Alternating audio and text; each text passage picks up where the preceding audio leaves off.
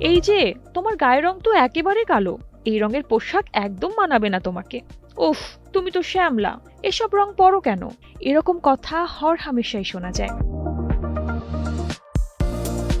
কিন্তু আসলে কি গায়ের রং অনুযায়ী পোশাক বেছে নিতে হবে? কালো বা শ্যামলা মানেই কি কম অপশন? না, একদমই না।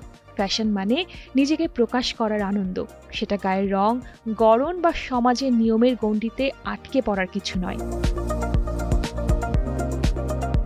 গায়ের রং ফর্সা হলে অনেকেরই মনে হয়, আহা, যে কোনো রং পরলেই বুঝি রাজকন্যার মতো লাগবে। কিন্তু আসলে ব্যাপারটা এতটা সোজা না, বরং হালকা রঙে তাদের মার্জিত লাগে। আবার সব গাঢ় রঙও সবার সঙ্গে মানায় না।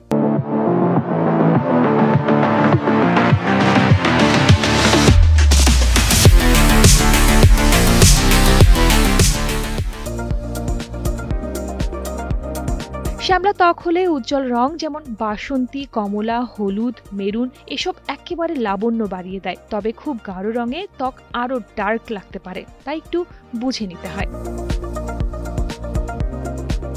আর গায়ের রং যদি হয় একটু কালোর দিকে, তখনও কিন্তু ফ্যাশনে কোনো বাধা নেই। ডার্ক পোশাক পরলে মেকআপ ও গহনা হালকা রাখলে ব্যালেন্স তৈরি হয়। ওড়না যদি রংচঙে হয়, জামা হালকা রঙের হলে চমৎকার লাগে। সাজগোজ আর রঙের বেছে নেয়ার ভারসাম্য থাকলেই যে কোনো রঙে দারুণ লাগতে পারে। আয়নায় একবার দেখে নিয়ে নিজের মতো করে মেলালে সব রঙই হতে পারে তোমার। শার্লিন সুমি, কালের কণ্ঠ।